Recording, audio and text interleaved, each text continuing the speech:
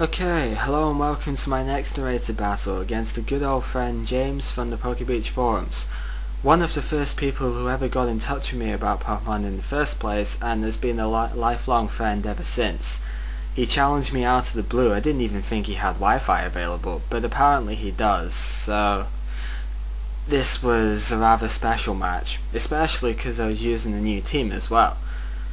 So away we go, eventually. He leads off with Metagross, just like in my tournament bid, but I lead off with Djowie this time. Djowie is absolutely fantastic, by the way, but it didn't do a whole lot in this game because he took it out pretty quick. He used Stealth Rock as I yawned, and I went for Stealth Rock this turn and he explodes. So that takes both of us out on the second turn. Yawn didn't really matter, but I suppose it sort of pressured him into using Explosion in the first place. But yeah, here it comes now. I didn't remotely expect to survive it, and even with max HP and defense, I don't. So my most general switch in on this team I figured was Djowie. So Djowie comes in now, and he brings in Dusknoir. Now I was kind of worried about some Will-O-Wisp, but I was more thinking if I can get Wish set up then general support for the team, and he Fire Punches. So that was okay, because I looked at the damage, and with leftovers I would recover enough to Wish to every second turn, and he used his Trick Room, so this made it quite interesting. You know, him going first now, it didn't change my strategy. I was still going to Wish and Calm Mind on alternate turns, but it did make it interesting because he was able to attack first. So if he had a critical hit here, then it could have been a bit dangerous. But he doesn't, and I managed to recover all of my health quite nicely. And we do this for another turn, and then he switches to Heatran as I use Flash Cannon, which is a bit of a shame because I don't really get too much power off of that, but it's not too bad because I'm fairly well prepared for Heatran on this team.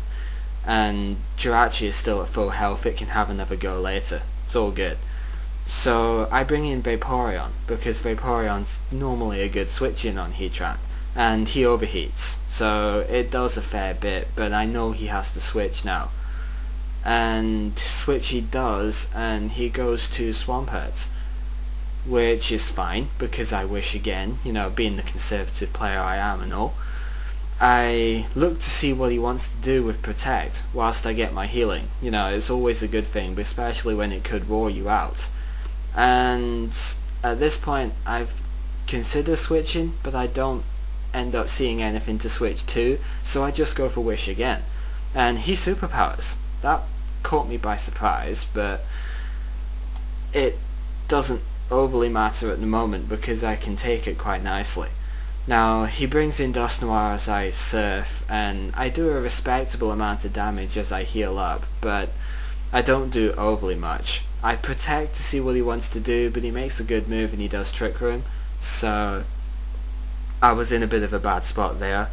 He Pain Splits to get his full health back, and I decide I'm just going to go for the attack here. I'm just going to go for Surf, especially after seeing Pain Split, because there really isn't much more I can do against it. He Shadow Punches, it doesn't really do a whole lot of damage, and it's quick to see at this point that Vaporeon is clearly going to win this fight overall, unless I get stalled out of Surf PP. But he makes an odd move here. He goes back for Trick Room, and I still don't understand that, you know, because that makes me go first now instead. I considered switching out, but everything I had full HP, and unfortunately I get a crit to finish it, so that was unlucky on his part. Now he brings in Salamence. I'm assuming this is the next best thing he had to attack me, and he goes for Draco Meteor. I was considering Protect, but I couldn't afford to give Salamence a turn to Dragon Dance, so I just go for the Ice Beam. I get really badly damaged in the meantime, but I do KO Salamence, so Vaporeon's doing pretty well so far, and it's given me a good go in this match. Now he goes to Aerodactyl, and I can't take a hit, but I can at least Protect up to see what he wants to do. He wants to use Earthquake, so I go to Gliscor to take the Earthquake fine, And now I make a bit of a misplay here because I really should have seen Ice Fang coming, and I basically did, but I still sword stanced anyway. I expected to take less damage than this for some reason. Really stupid move there, and he has life orbs, so it's a mixed attacking thing. But he goes for crunch. I'm assuming it's for reliability because of that 5% miss chance, but it doesn't kill me. And Hack bites me back in the ass because I missed with Stone Edge. So that was a bit unfortunate. But it turns out to be okay because I have Scizor in the wing still. And I know Bullet Punch is the obvious move. I know a Heatran switch is the obvious move, so I use Superpower here. He does switch in Heatran and it dies promptly to Superpower. Very nicely. Now, I expected Swampert to come straight back here. You know, Swampert should have been the switch to come in, but it wasn't. It was Aerodactyl. And even with -1 attack at that low health, you know, especially super effective, Bullet Punch is finishing it. He'd seen lefties as well, so I'm not really sure why he did that move. But Swampert comes in now, and I sword stance here. You know, it's a decent move to use, but the -1 defense bites me a bit more than I thought. Waterfall did more to me than I thought it would, so I can't really roost up on it. So I just do what damage I can, which is a lot of damage thanks to a +1, and get KO'd by Earthquake.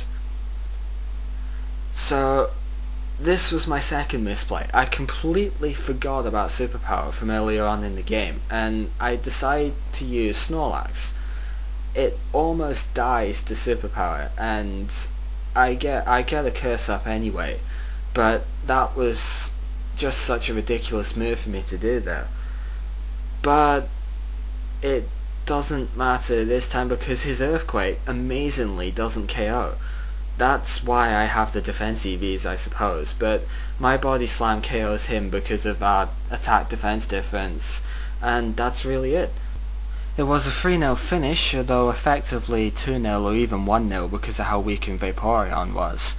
Thank you very much for that game, James, and thank you guys for watching as well. Take care and I'll see you next time. Goodbye.